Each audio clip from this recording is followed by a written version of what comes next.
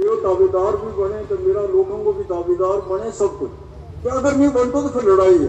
तो लड़ाई में भी कदे कदे बड़ी खतरनाक छाल मारे, बड़ा परेशान हो जाता हम कि ई तू शायद कोई रस्तों वापस आने को नहीं हो सके, जो एक ऐसा स्टेप ले लियो कि पता नहीं आगा इसका क्या रिजल्ट होगा।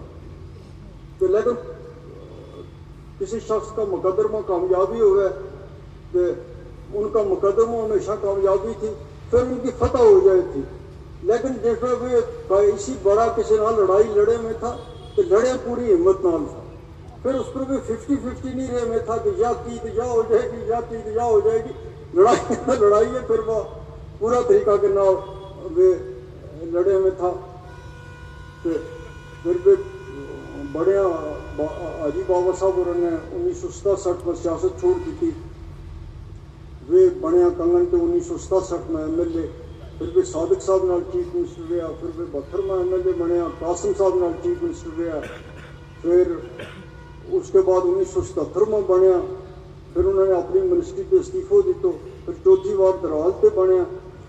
तो 1996 में उन्होंने अचानक क्यों कि मैं सियासत नहीं करनी, और वे इस चीज़ पर डट गया। हालांकि उनकी कोई उसके लिए उतनी उम्र नहीं थी कुछ भी, लेकिन उन्होंने क्यों एक दफ़ा में छोड़नी है तो फिर उन्होंने वह छोड़ दी थी। फिर उसका अग्गा पीछे फिर दोबारा उन्होंने कोई रस्तों नहीं देखो कदे भी कि मैंने कोई सियासत करने की शौक है, या मैंने कहे होम कुर्सी मिलनी चाहिए, या हूँ किसी लीडर ने सलाम करूँ, या मेरे को कोई सियासी लीडर आवे।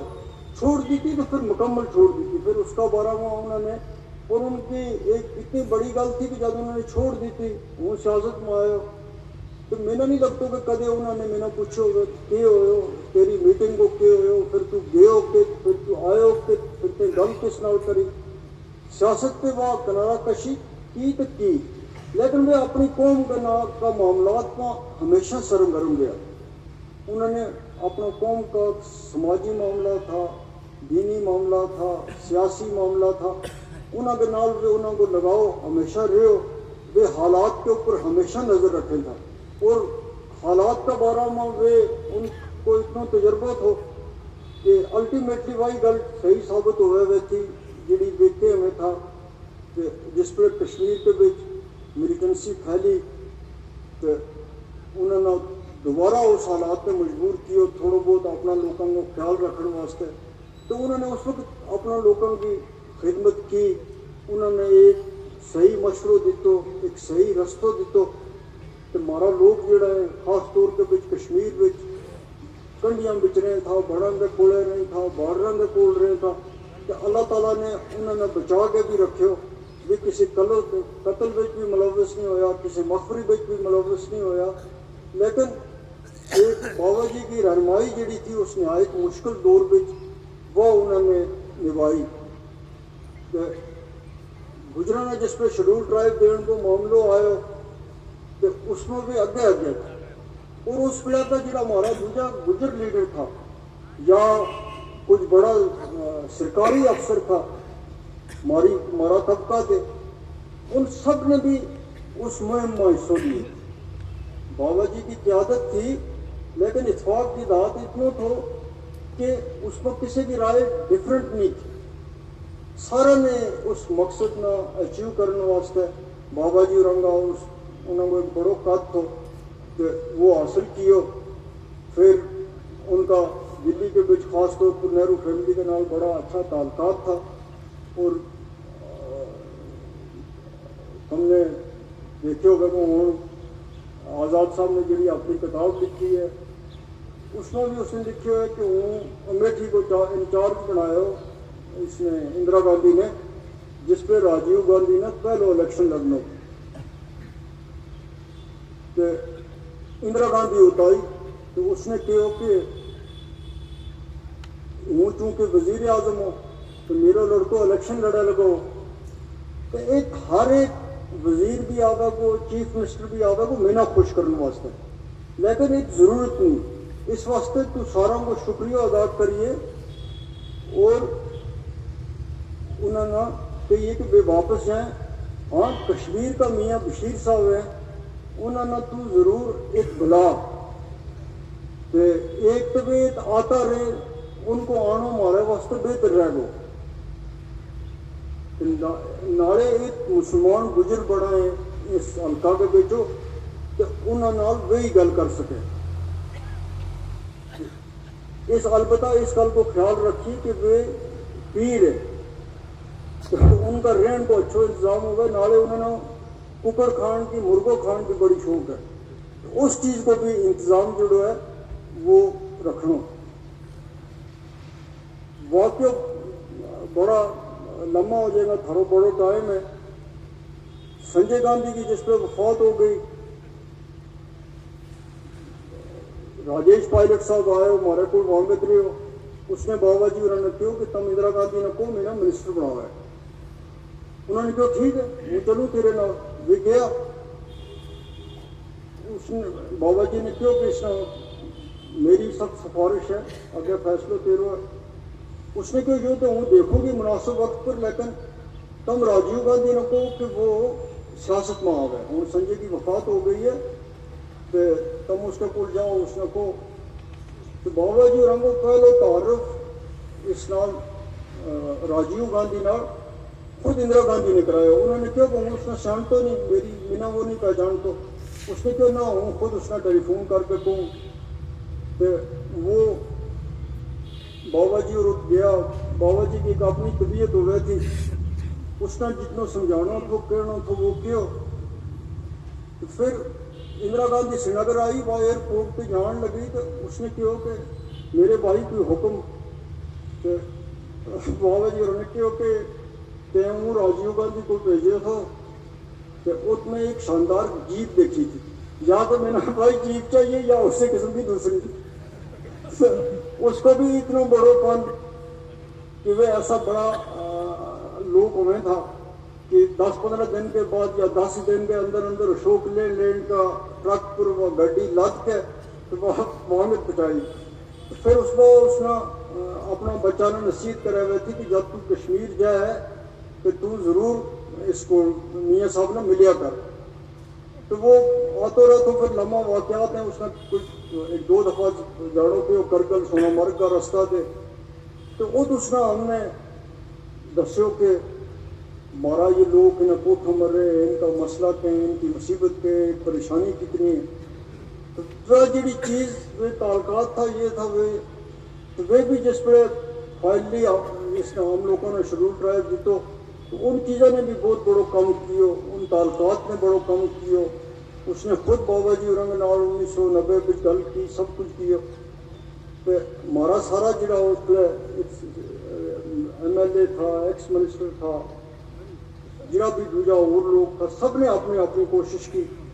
लेकिन बाबा जी की एक बार शख्सियत थी कि उनके नाल चलने वास्ते तैयार हो गए थे, या इख्तलाफात रखने के बावजूद भी उन्हें मान लें थे, या सबसे बड़ी गल हो किसी आदमी के बीच कि वो लोगों ने अपने नाल कैरी कर सके, अपने नाल चला सके।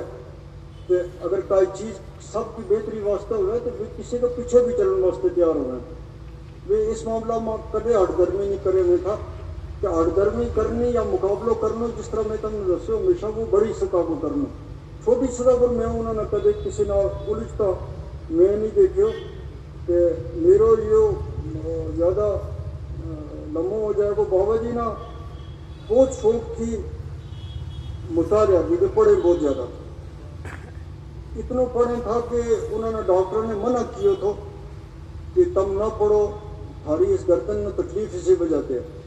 लेकिन उन्होंने पढ़ना नहीं छोड़े। उन्होंने जित भी पता लगे तो कि कोई किताब है वे उसने खरीदे थे, वो किसी उनका मुखालिफ सियासी लीडर ने लिखी हुए वे उसने सब पढ़ना पड़े थे, किसी दूसरा अकायद की हुए तब भी पढ़े थे, अखबार भी डेली पढ़े था। और अखबार को सबसे ज़्यादा ज़रूरी हुआ उसको इदारियों वे हमेशा पढ़े था। श्रीनगर टाइम्स अखबार उस पर बड़ो मशहूर हुआ तो वो कार्टून बना हुए थे, तो उसका कार्टून बड़ा दिलचस्प भी होने था, उनको मतलब भी हुआ था। तो वे कार्टून देख के हमने पूछे में था कि इस कार्टून को क्या मतलब है। तो हम कहा था यार बाबा जी किस बात पर वक्त जाया करें, कार्टून है वे कहते हैं इसको मतलब ये है। फिर जिसमें उन्होंने लगा था कि इसमें शायद वो मतलब पूरा नहीं समझ सके हो तो उस कार्टून बनाने वाला एडिटर को फ़ोन करे में था کہ میں تیرا کارٹون کو جو مطلب سمجھے تے بھی اسے مطلب نہ پڑھایا ہو کہ نہیں.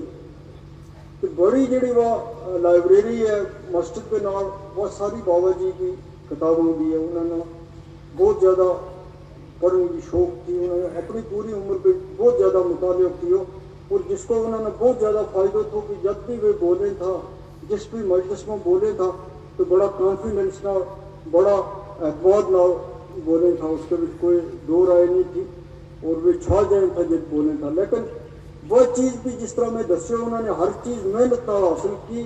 وہ چیز بھی انہوں نے محنت نال حاصل کی.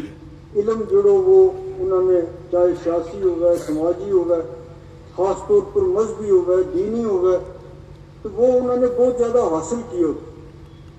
وہ کوئی چیز ایسی نہیں کریں تھا جڑی شریعت کے خلاف ہوگا. کبھی بھی میں انہوں نے نہیں دیکھو کہ وہ ایسی کوئی چیز کرتا ہوئے کہ اس سے زیادہ ہوں تم نہ نہیں زیادہ تنگ کرنا چاہتا. دو چار آدمیوں نے انہوں نے متعلق کیا ہے کہ وہ ہوں تم نہ سناؤں پھر خراب اجازت دی ہوں. ایک مولانا مہر الدین قمر نے ان کا 1960 یا 62 میں یہ نظم لکھی تھی. کیف کے دسوں کڑو حال میرو ڈاڈو دل دلگیر بشیر صاحب میری جان بے جان پہ روح کا میرو جسم اسیر بشیر صاحب. تو ہے قوم کو فخر پہ ناز پر تو ہے قوم کی جمہیر بشیر صاحب. شرم لاجے قوم کی آنکھتے رہے تو ہے خان امیر بشیر صاحب. تو ہے شاہ سوار سجائتوں کو تیری کانڈے پیر بشیر صاحب. ببر شیر تو ہے نگاہ بان تیرو قادر رب قدیر بشیر صاحب. یا بڑی لمبی ہے ہوں تم نے پوچھوں. تیری قوم ماں جرت بہادری کی ملتی نہیں نظیر بشیر صاحب. اونچی شان اونچو خاندان تیرو ہوا زیر شریر بشیر صاحب. خستہ حال پامال ناکام آتم خاتی کمر فقیر بشیر صاحب.